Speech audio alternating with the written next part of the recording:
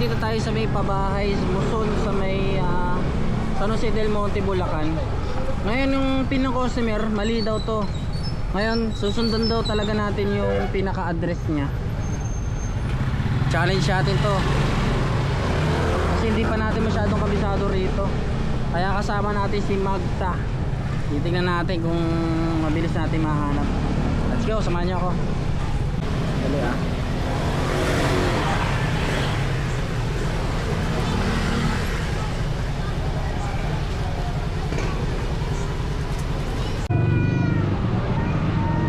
Alright.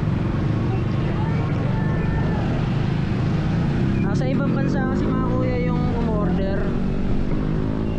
So, hindi ko alam kung ano, basta hanapin natin yung address na to. Hanap.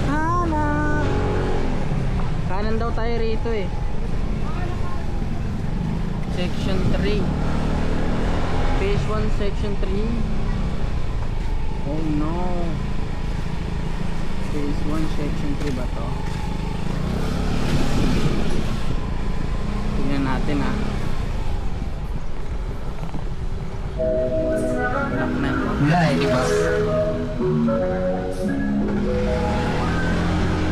Section 4 to mga kuya. Try natin banda ron.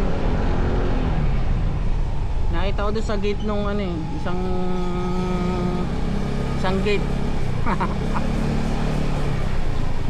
Sabihin nga saan ba banda? Hanapin muna natin ay section 3. Ay, yeah, pwede kabisado niyo po rito. Saan po yung section 3?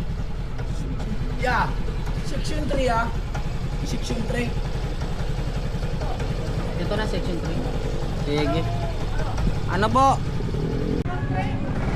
Opo. Section 3, block 9 po.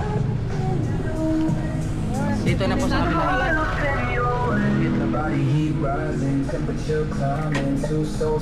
Di ba 7 to dyan? Section 3, 7? Section 9. Ay, section 3. Kasi ako alam sa blocking dito. Erwin. Ito nga.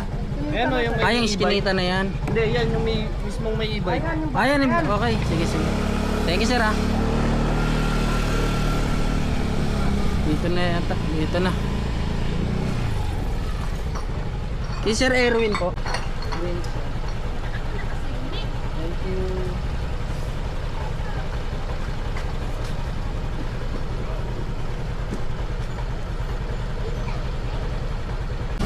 Ganun lang mga kuya maghanap ng address. Basta kasama mo si Magta. Kasama mo si Magta, hindi ka mawawala. Huwag ka lang mahihiya. Rhyme. Bars ba yan, bars?